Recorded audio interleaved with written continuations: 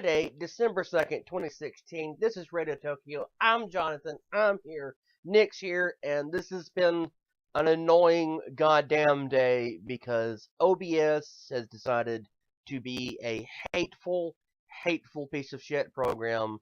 And I know it's not just affecting us, it's affecting everybody out there who uses OBS. In fact, if you happen to watch The Drunken Peasants, which I have an interesting story about in here in a little bit. But if you happen to watch The Drunken Peasants, even they have had problems with OBS lately. So OBS, get your shit together. Also, hi Nick, how are you doing today on this second day of December, and the worst year possible? I'm relatively okay. I've been checking out the new Hearthstone thing and having a lot of fun with that, and trying to ignore the real world as much as possible. Well, see, it's kind of impossible to know the real world because every time I try, every time, it just unzips its pants and shoves its dick up my ass repeatedly. I really have no other metaphor here other than being, fucked up the ass by this year because this is pissing me off. I mean, I realize we have what, like 29 days left? 29 days and it's over. So close. Yet so very, very torturously far away. I want to say that you're being too crude, but I can't. I just can't. You really can't. Yeah, I mean, it would be awesome to be wrong. Yeah, I mean, it would be so amazing to be wrong, but then you'd have to consider all of the people who have died this year. I mean, god damn, look at the past couple of weeks. 2016 is not fucking around with anybody at all. I mean, it's like, ha ha, ha ha, and it just keeps laughing at you no matter what you do. I'm not sure what we did to deserve this, but somewhere along the way, we seriously fucked up. Something happened at some point where everything just went wrong. Well, part of the wrong last week had to, I mean, Florence Henderson dying on Thanksgiving, Nick. I mean, TV's no like number one mom and in the world is just like fuck it, and she dies. What is I going on? I don't I don't know. I I, I wish I knew so I could fix it. I I just I want everything to go back to the way it was, where we could complain about small tiny things. Small tiny things. You mean like Donald Trump's hands? Yeah, I want to complain about Donald Trump's hands again. Well, I Not mean, not we can complain about Donnie Tiny Hands. I mean, like, there's no reason no to no not complain about him, but no I no. I mean, want to it's specifically but it's complain it's about like, his hands. well, I mean, like, I want that to be our biggest problem. well, again, 2016 is killing everything that we have known and loved. So,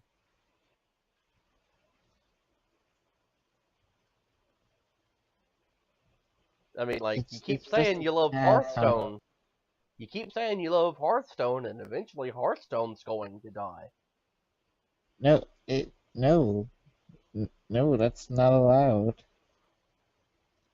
The year has got 29 days left. It's 29 days. I mean, unless we start saying really, really nice things yesterday about 2016, it's very likely, it's incredibly likely that what's going to happen is that it will be sort of like one of the Friday the 13th movie. I think it was like number 97. I don't know what fucking movie it was, but It's the one where the kids are, of course, having sex in a camper because they hadn't had sex anywhere else in the movies. So they're in a camper, and Jason comes along and he just yanks out the power cord. Now even though when you watch it, he's actually pulling the power cord from the socket. But when the dumbass children go outside and they're like, "Oh no, the power cord's been pulled," it's like it's pulled, and it's very clearly had someone grab a hold of it, like the wires, and start pulling them out and fraying them intentionally. It's drastically different. I mean, there's no way, even with the inhuman and unholy strength that he has, that he could actually do this to a, uh, quarter size in diameter round thing of power cord. There's no way he could do this. I'm sorry, it couldn't happen. But yet, Jason manages to kill them both. Uh, the young lady is pulled into the bathroom, and then he slams her face first into the aluminum wall, and he impales her within the wall to the point that it stretches out and displays her face. And then he kills the dude driving, who inexplicably just happened to have on his shit loud rock music or punk music, whatever it was supposed to be. I don't know. It was like "You're My Frankenstein," so I don't know what the hell the name song. Anyway, driving down the road, and he just stabs him right in the temple, and then the Winnebago, whatever it was, flips over, and Jason just stands up on top of it, like he crawls out, and there's fire everywhere and smoke, and he's just standing there. That's 2016. That is 2016. Yeah, that's probably the most accurate description that we can possibly give. We were all having a good time and getting laid and listening to music, and all of a sudden, we're getting stabbed in the temple. Wait, we were getting laid? I don't remember that part. Neither do I. It's been a whole year. It's been 2016. It's ruined it. We have had such a terrible, terrible time this year that we've forgotten the party atmosphere. I, I was not invited to that party. Or his Neither was I. party. Mm. Nobody was invited to that party. Nobody was invited to the party at all. It's just a sad, sad time. Well, I mean, so in this non-joyous period of days, what should we talk about today? How about 2016 also taking Ron Glass away from us? No, no, we are not talking about that. Do you want me to cry? You mean you don't want to talk about Shepard Book being dead now? Shut up. Shut up. What? What? It's the truth. 2016 is that terrible. It's like it's like not it's like true. yes, it's It's yes, not yes, Luke true. Skywalker. Yes, Luke Skywalker. It is true.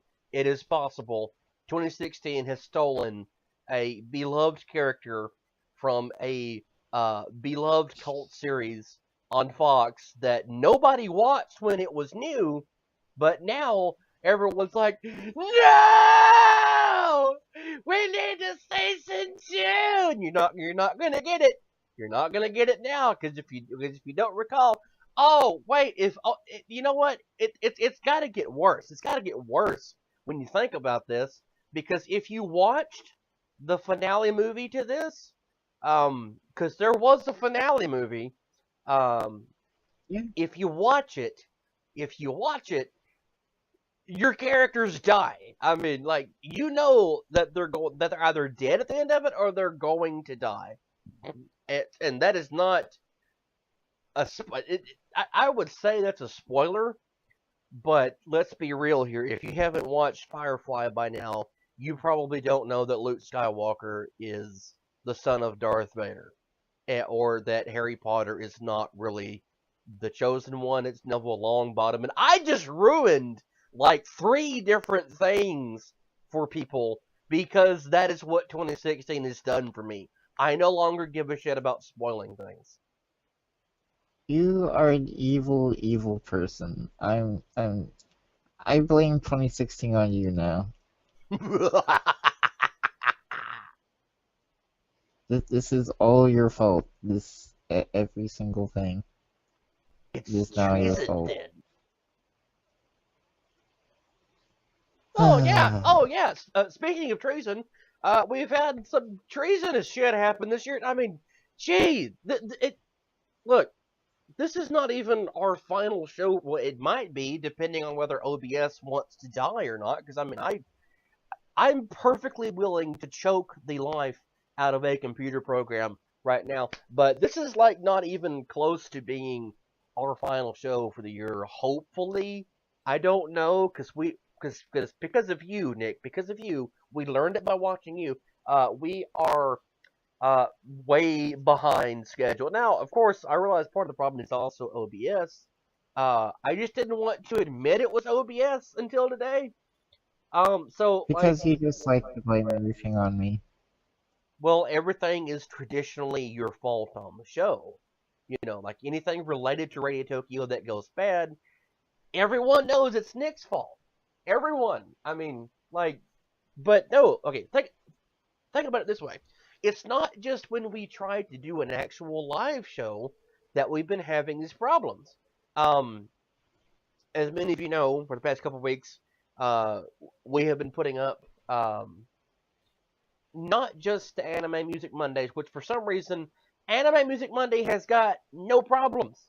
There are no problems doing Anime Music Monday. Like it streams perfectly fine to Facebook, and I don't get that. But we do like the show on Twitch or on YouTube. I mean, like right now we're having to record this, and then like you're not watching us live, so we can't do our favorite Bill O'Reilly thing and go do it live. We can't do that, it's because it's not live. It's live for us, but you're listening to us in the future at some point in time. Anyway, what I was saying, the idea Time was, travel. yeah, yeah, you're all Time Lords now. You're all Time Lords on Radio Tokyo. Anyway, Congratulations. yes. But the idea, yes, congratulations on living forever and seeing the death of all the things that you love. Holy shit! Holy shit! Doctor Who is now a metaphor for 2016. But uh, oh, How oh, far can we take this? pretty fucking far if I you want think to, of I pretty want to far. keep going. I mean, like Let's.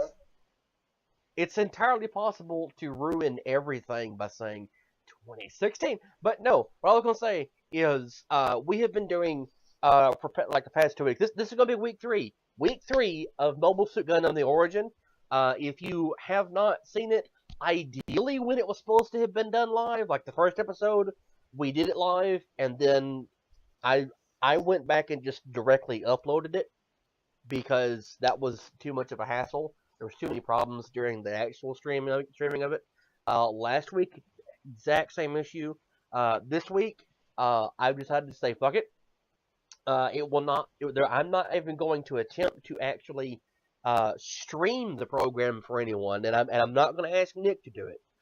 So what's going to happen is this week, episode 3 will just be put on Facebook, and that'll be it. We're going to go from there. But that's been part of the problem, and I realize that a big issue now, like the reason now, it's not YouTube, uh, it's not Google, it's not Facebook, it's not Twitch, it's not my It's not computer. me. It's not my computer. It's got to be It's not OBS. It me. has to be OBS. And most importantly, it's not me. No, it's going to be your fault no matter what. God. But yeah, so this week, episode 3, Dawn of Rebellion, is going to be hosted directly. Geez, Nick, I've managed to sit down and actually watch this program all the way through. I mean, and I know at some point in time we're gonna have to have Brandon on here and talk about this. Assuming Brandon's actually gotten to see, I don't even know if he's had a chance to watch it yet or not. But it is so fantastic. It's a beautiful series. It really is. It's probably I don't know, the heart of the Gundam series, really. It's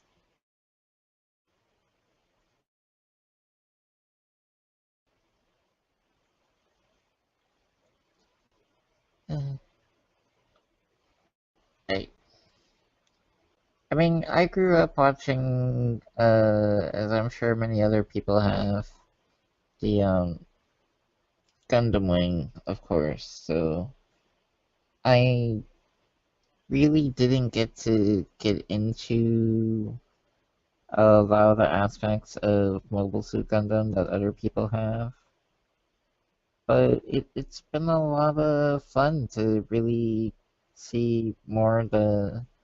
I mean, I watched some of the original series when they finally did release it on Gundam, or not on Gundam, on Toonami, and but there's just so much story there and so much background that a lot of people don't get to experience or know about.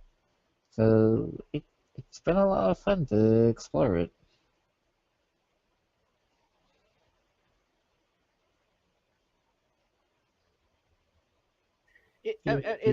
See, I I watched Gundam Wing like most people our age did. I liked Gundam Wing at the time. It was interesting. It was fun. I I still like actually still. Gundam Wing. I consider it very separate from the rest of the Gundam series. It's very just unique and different to me than a lot of the other things. It is until you sit down and you watch the original Monster Gundam. I mean, like not specifically just the original 1979, excuse me, groundbreaking masterpiece that it is. But if you watch that, you watch Zeta Gundam, Double Zeta, Char's Counterattack, like everything else, but was that came out between the original series and just normal like Gundam Wing. Um, Gundam Wing is basically the Universal Century timeline kind of condensed, and they take a few things out and merge things together, but whatever. Um, and Gundam Wing's good for that. Like it's fine to do that with, but um, there's it, as okay as much story as there is in the original Universal Century uh, series, like the original Gundam, Zeta, Double Zeta, Star Star, stuff like that, like the original story about Amuro and Char. There's also stuff that is never really explained. You know, like for example, one thing I've wanted to know, and in fact it's hinted at in the original series. Um, when the Duchess when Side 3 declares independence, why? When you watch it, um, and you hear, like, for example, Giran Zabi's speech, and he's like, for 30 years now, the elite of Earth, consumed by greed, have done this and this and this, and he starts listing all shit that the Earth Federation has done. It's like they've trampled on their rights. Well, what exactly happened? You know, and in And uh, that was always one of the most confusing parts to me when I watched Gundam was what exactly did happen because they never really explain it very well. In or at least on when I was watching it on Toonami, it always really confused me. I was they the rebels always seemed just like assholes, honestly. and that's fine in the context of the show. But see, most people don't realize that, like, for example, the heavy-handed allusions to the Nazis in World War II. and I do mean heavy-handed. Um, it wasn't really an illusion. It was uh, taking some shit about Nazi Germany and Imperial Japan and just combining them. Like, for example, the reason that the Musais are all carriers, that's from Japan. I mean, Zeon military looks like German soldiers. They act like it. They tend to have Caucasian sounding names, like maybe Italian sort of, and they certainly act kind of prima donna-ish. But it's literally the Axis powers like all rolled together in one. And you know, this when it came out, this was about 30, 40 years after. Well, not even that long, maybe 20 years or so after the war had ended. Well, no, actually more like 30. There were people who were young enough to remember it, so they're putting those details in there. But here it is, years and years and years later. Like when we go back and watch it, we're 30 years old or so, watching this show, nearly 17 years ago when it was actually when it was on. There's a history, doc. Like I did always want to know what the Federation had done to Xeon. It wasn't just enough to me to say, okay, well, they're politicizing them, and they're denying Zeon Zoom Daikun his freedom and blah blah blah. I always wanted to know. So that desire got turned into Gundam the Origin. We're getting to see nearly 20 years worth of stuff leading up to including one of the things that directly sets off the 1 Year War. And I mean like directly. And that's, I don't remember if it was last week. It was either last week's episode or it's going to be tonight. But okay. Slight spoiler here. There is some seriously tragic shit that happens at a colony inside 3. A lot of people die, and it was an accident. Purely an accident, and it was an avoidable accident because the Federation should have done the right thing, and they didn't. But like we've seen through a couple episodes now. For example, when uh, uh, uh, Char and Salem Ass. Well, that's not their real names at this point in time. They were really uh, Artesia and Casval. But when you see them as children, you see the environment they grew up in. I mean, like there's the progenitors of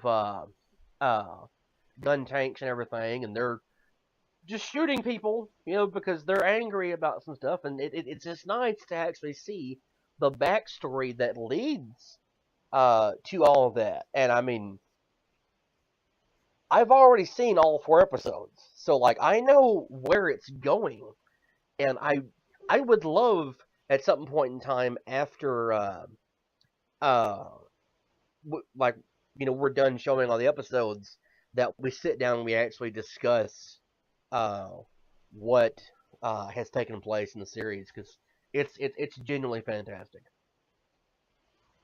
Yeah, I mean, that would be a lot of fun to do.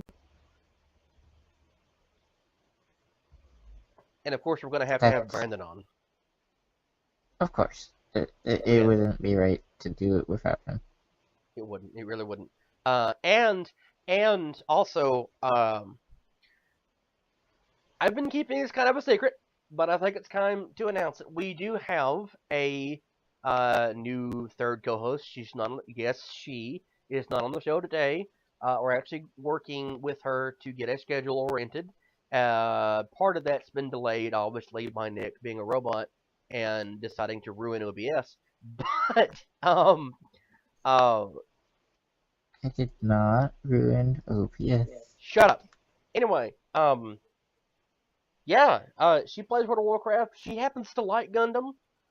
So soonish, maybe we'll have her on the show, and she'll be on here regularly, and we'll be able to talk about some fun things without Nick destroying all of our good times. Nick, Nick, speaking of you destroying good times, like speaking of you actually destroying good times, um, 2016 also took someone else from us earlier this week. I do do I want to know? Do I want to The do I creator want of to the Big Mac. remember? Yeah, yeah. Now, granted, he was 98 years old. You know, he was kind of old, but the creator Okay, of the I Big mean, Mac has died. I, I can accept that just because he was 98 years old. I I can can't. accept that one. You know, I'm gonna be honest with everyone here. I'm not a genuine fan of McDonald's burgers. I'm just There's the not. door. I'm, I'm, Get out. I'm, they're not that great, guys. Get the fuck out. They're not that great. And you know it, and everyone knows it, and it's just, everyone knows this. They're not that great. You mean not great like America? Yeah, they're not great like America. What? What? Okay. Look, at this point in time, I have to be honest. No. I do have a story. I want like I have waited like a week and a half to do this, but Nick, I have to ask. Do you ever watch the Daily Show? Not since Jon Stewart's left. Oh, it's been great. Like I have come I mean, to I've seen a couple of clips of Trevor Noah. He's okay sometimes, but it hasn't been the same, in my opinion. So you're saying that you missed the showdown between Trevor Noah and his bleach blonde racist little snowflake puppet fuck whatever she is, Tommy Lahren. Yeah, I missed it. It's one of the greatest things on the internet right now. For those of you who don't know who Tommy Lahren is, she is a walking, talking strawman argument. Yes, that is a hair color joke. Get used to it. I just made a joke about her being a bleached blonde who has to be the only bleached blonde white girl who doesn't like black people. That was a terrible, terrible joke. So is she. What's your Uh, point? you're a terrible person. So is she. What's your point? Just that you're a terrible person. Have you seen Tommy Lahren? Like, have you seen Little Miss? Like, for serious, like, she's 24. She, she hates labels, but yet she calls herself a millennial and she calls herself a Republican. She's a Trump supporter, and okay, she's done nothing but down Black Lives Matter. She's compared them to the Klan, and it's like, BLM is the new KKK. And I'm like, okay, do you know what the Klan has done? You know, like, I mean, now granted, Black Lives Matter has had some issues. Like, yeah, I don't think anyone's immune from acknowledging this. But to say that they're the Klan, that's a bit much. Now, granted, there's people in Black Lives Matter who are um, less than positive, I guess is a polite way to put it. But it's not like they're actively going around uh, hanging people or stuff like that. You know what I mean, Nick? Or, rigging elections or destroying businesses. I mean, sure, there were riots, but there's so many amazing things that the Klan has done that are really, really horrifying. Really horrifying. So many. Exactly, and oh, okay. I don't know if we have time to do the the story about the election rigging because there's some interest. You know what? Okay. I'll just go and explain it real fast. Um, there have been outcries from Trump. I'm sure as most of y'all know by now. that the election is rigged. He fucking wins, and it's still rigged. I don't get how that works. But I, I don't know. How does that work? Can someone explain that to me? I I would really have want to know. I would have to ask Insane Clown Posse. I don't think the Insane Clown Posse is insane enough to explain it. Well, I mean, these are people who are now capable of explaining how fucking magnets work. So I don't know. But anyway, apparently the election is still rigged because he didn't win enough. He didn't win enough. So the recounts being put on by Jill Stein, fucking recounts. Holy shit. This is anyway. The recounts are now showing that not only did Mrs. Clinton lose, she lost by an even larger margin than was thought. I mean, like there's now instead of like 100,000 votes or whatever it was, a couple weeks ago, it's now 2 million votes. 2 million votes to separate them. Now, granted, she still won the popular vote, but it's more votes now separating them, you know, and he loses popular vote, but he still has the electoral college, and somehow it's still rigged. The system, which he spent 17 months saying was rigged against him, worked, and he's in office, and I just don't get it. He's like no, no, no, Jonathan. He's not like. He is a spoiled little rich white boy who wants to have the sandbox to himself, and whenever he invites friends over, he takes their toys from them and then complains that they were playing with their toys incorrectly. That's what he is. He's like, gimme, gimme, gimme, and it's never enough.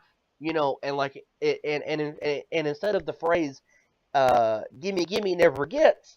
It's gimme gimme grabby hands. I don't know what's going on, but that's been a concern for a lot of people. And the problem is there actually was a single instance of voter fraud, like actual election rigging type shit. This time, and it just happened to be a woman who voted for him twice. So he actually got an extra vote because someone voted for him twice, and he still says that it's rigged against him. Clearly rigged. Clearly. There's no other explanation. I, I, I don't know what's going on anymore. I really don't know what's going on anymore. The world is ending. Yay! We finally reached the apocalypse, people. Yay! It's time.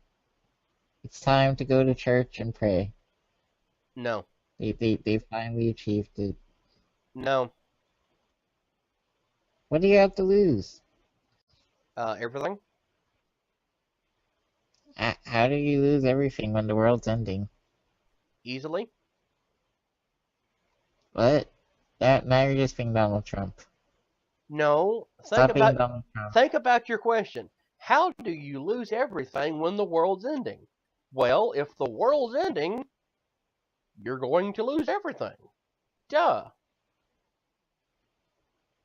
Well, yeah, but then, if there is an afterlife, Shut the hell up. then you can gain something. Shut up. You cannot argue with Pascal's gamble. Yeah, I can. Anyway, okay, because, okay, I know I'm stopping and starting like a dozen times, I'm sorry, but, oh, wait, 2016 took someone else, but, we'll skip over him, because I want to talk about the story, like, I want to help someone out right now, mostly because we've been having problems with OBS, that made me think about, again, the drunken pets. Now, I know I mentioned them earlier, and I said I had an interesting story. So, are you ready for the story, Nick? Why not? Okay. The Drunken Peasants, of course, are a podcaster on YouTube, and they're also on like a dozen other websites. Um, they had a live streamed game show from their studio, and they had one of their occasional co-hosts and two other well-known people from YouTube, Mr. Repsion and Pimp Monk X. Pimp Monk happens to be a friend of our show. Hi, Pimp. Hey, buddy. How are you? Um, had him on, and the idea was you would win $4,200 for answering trivia questions. And here's where things get interesting. The game was actually called The Wheel of Misfortune, and what happens on the Wheel of Misfortune is a mistress, like a professional mistress, who happens to be a fan of the Drunken Peasants, came on the show, and she volunteered to use some various instruments. Now her name is Mistress Jen, and of course, she's on screen right now in all her loveliness. And next to her, with the various arrows you see there, um, there's some hot sauce. There's a flogger and like a switch and a paddle, and there's also some other stuff. Okay, and the whole purpose of the show is the contestants, Paul Zigo, Mr. Epsilon, and Pitmonk, all had to answer these questions. I mean, just trivia questions, like and there were questions about Star Trek and Hitler and a bunch of stuff, Okay, and whenever you got three questions wrong, that was your three strikes. So you would spin a wheel and get a punishment. Okay. Um, but finally, it got to the point that wherever you got a question wrong, period, you got to spin the wheel and get a punishment. It got so I'm not going to show a picture here because I don't want us to get flagged for displaying it. But I mean, these three grown men wound up with bruises and lash marks and stuff on their backs and on their butts and everything, and it was interesting. But during the entire show, they were having serious problems with OBS, and that just kind of made me think about the problems that we've been having. But I'm telling this whole story. I'm telling this whole story because it resulted in some very interesting things. There is another YouTuber whose name is Tommy Sotomayor, and he has had problems with the Drunken Peasants. Well, the next episode, well, I'm sorry, the next two episodes, or so, his followers actually filed a DMCA request, which is a Digital Millennium Copyright Act request against the Drunken Peasants, and he had one of their episodes taken down. I mean, it's no longer on YouTube, but thankfully they were able to save it, and it's now back on the internet, and you're welcome. You can watch it and everything. But it's just interesting because during this time, when this was happening, our good buddy Pimp, what happened to his channel is he was blocked from being able to get on YouTube. He could not get on and upload videos or do live streams or anything on his own channel.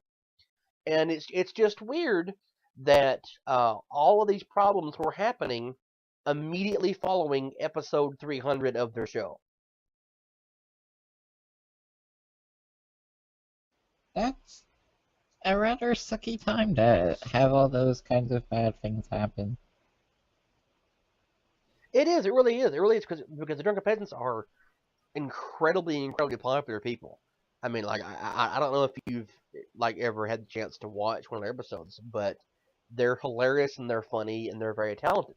So what I was going to do is I was going to help Pimp and say go subscribe to his new channel, but actually I still want everyone to do that. So like you're seeing the channel name on screen right now, so please go subscribe to his new channel, give his new one some love.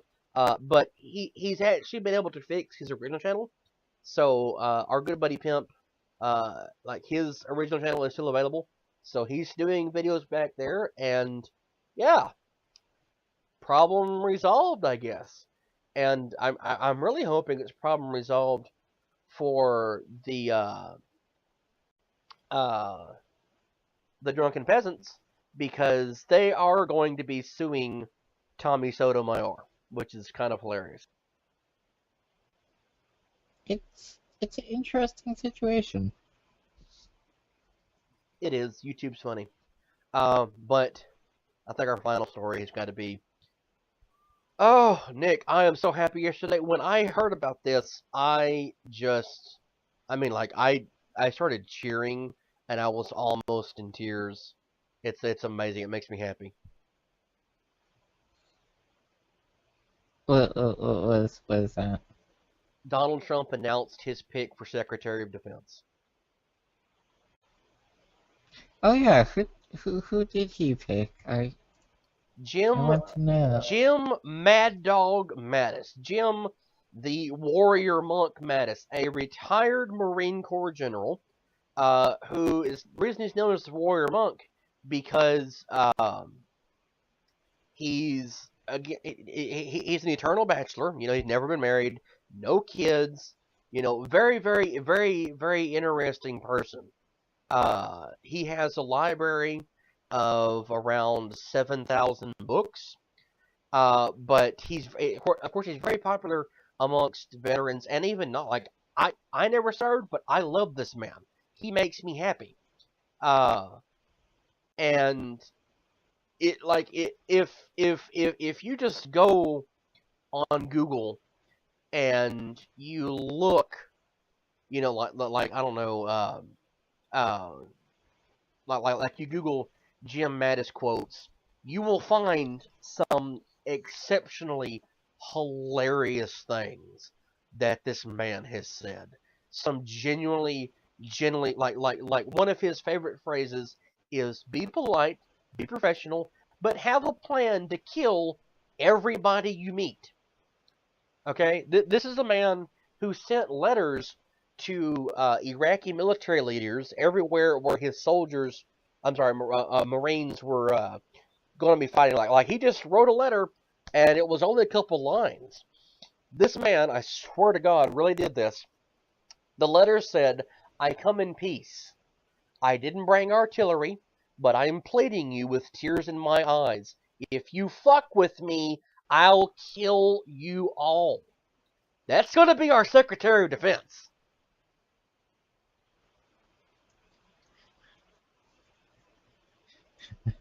I'm really scared for the world. You I shouldn't be. You genuinely am shouldn't be. scared for the You world. shouldn't be. The reason you shouldn't be is if you're familiar with George S. Patton, this is Patton reborn in the body of a Marine. That's all he is. But It's amazing. It makes me but happy. but Patton shouldn't be Secretary of Defense Why not? Be- because Patton is a field general. He isn't good with politics. That's everything that Patton was and is. Except that Patton actually was good with politics. That's the funny thing. He refused to play politics, but that didn't mean that he wasn't good at it. He was very good. He was very skilled at getting people to do what he needed to do because it's for example, Eisenhower continually wanted to promote uh, the British over being able to do just about anything else. You know, like it was always like we're going to let Field Marshal Montgomery whatever. No one liked Montgomery. He was a weasel-faced asshole. Really was. I'm sorry. Look it up. But Eisenhower would continually let Montgomery get all the glory because Britons really are ally. And Patton's like, okay. There are several times that Patton, being told don't do something because Montgomery's involved, went and did that thing just because he could. Like, for example, getting across Sicily. Okay? The plan was Montgomery and the British were going to be leading the primary force, and Patton's like, hey, look, there's a road right here. It'll take 20 minutes. Right there. We're going to take it. And Montgomery's like, well, No, we're going to fight all the way up the coast. So Patton actually captured Montgomery's goal in like a day and a half because he had bothered to look at a map. Okay, it's like okay, one of the best examples, and I've actually known people who fought under Patton, and they will tell you the exact same thing. This man knew instinctively where to send his troops. He knew the soldiers who saved the 101st Airborne at Bastogne. That was Patton. He figured that shit out on his own. Like he didn't have to have someone else telling him that they were going to be surrounded. He looked at a map and read it. It's like, oh, go save them. Okay. Uh, he was told to stop his advance because more gas needed to go to Montgomery. I mean, and this is talking about the time that we're about to breach the Germans' lines.